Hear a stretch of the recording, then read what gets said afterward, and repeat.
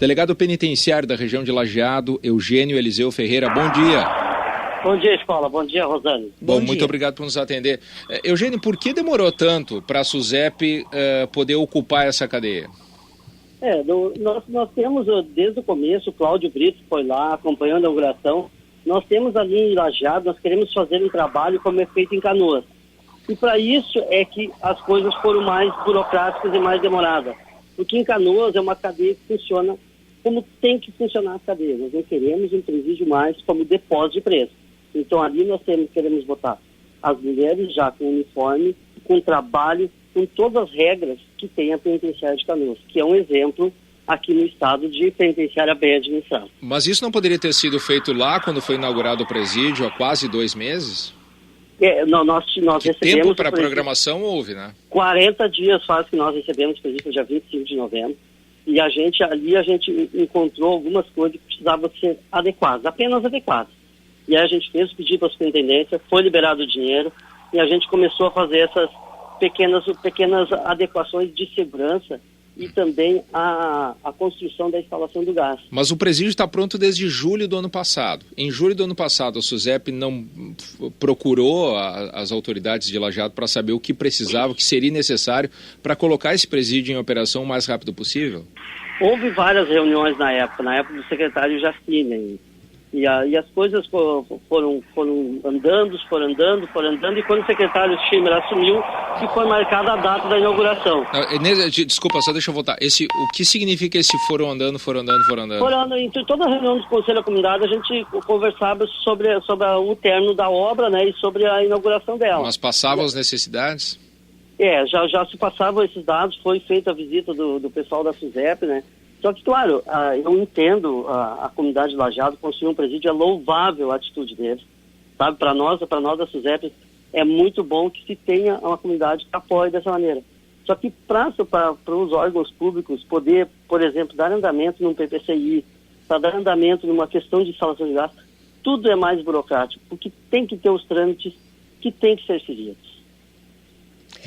Esses trâmites, eles não poderiam ser apressados, porque uma das coisas que o Dr. Johnson citou é que a instalação do gás, que já se sabe desde que começaram a construção do presídio que precisa ter instalação de gás, que foi contratada uma empresa que faz recesso agora em dezembro, agora no início de janeiro, e que, portanto, só lá para o final do mês vai instalar o gás.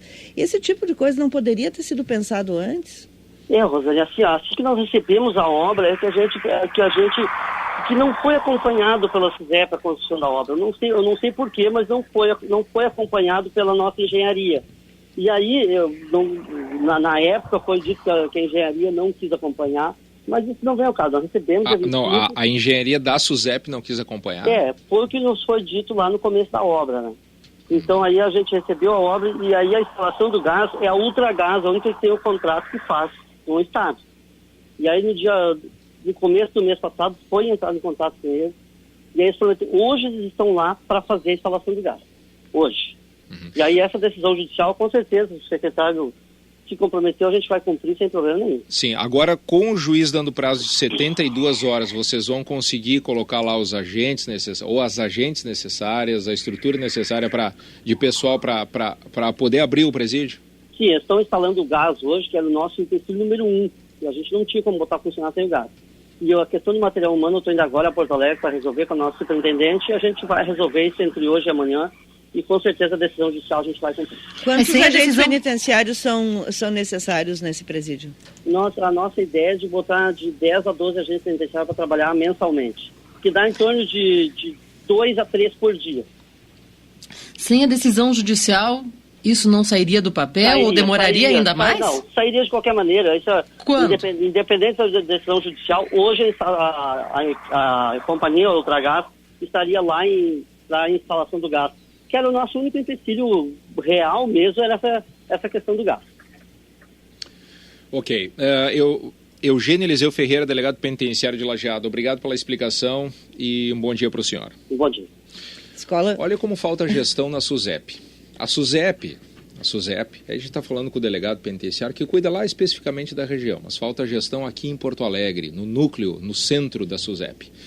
A SUSEP, é oferecida à SUSEP a construção de um presídio. Quantas vezes isso acontece Quantas vezes isso vai acontecer na história da administração da SUSEP? Talvez poucas. Nunca mais. Talvez nunca mais, mas poucas. Vamos colocar poucas.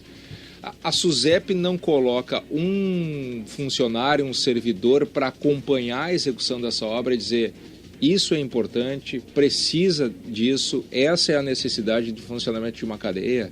É a SUSEP quem tem essa expertise, é a SUSEP quem vai administrar. Então ela precisa se engajar na proposta de construção da cadeia. Ela não fez isso. Ficou claro pela entrevista que fizemos aqui. E tantas vezes a escola, a gente fez matéria, mostrou isso, que estava sendo construído esse presídio. Como é que a SUSEP não acompanhou? Primeiro, que a SUSEP tem que acompanhar, até para saber qual é o padrão. Tu não pode sair construindo presídio. A SUSEP negligenciou na questão do presídio de Lajeado. Essa é a conclusão. E as pessoas lá em Lajeado, o Daniel Len está me mandando uma mensagem aqui, dizendo o que eles fizeram frango assado para arrecadar dinheiro para finalizar o prédio. Sabe essas mobilizações que as comunidades fazem? O galeto aqui, o frango assado aqui, a janta, a massa, para vender os ingressos e por um preço maior do que o custo, claro, e para usar esse dinheiro na construção do presídio. É uma comunidade que a gente tem que bater palmas para ela, a comunidade de Lajeado, que fez essa mobilização. E o juiz, o Dr. Johnson, fez o trabalho dele também lá. Foi o capitão desse processo todo. É importante quando o judiciário também se envolve, usa o dinheiro das penas alternativas para uma coisa que a gente vê o resultado. E aí a frustração que todos temos é isso, ver que ficou pronto, como se fosse assim, ficou pronto, deixa para lá. Tem que ser o ideal, não pode ser um depósito de presas, não pode.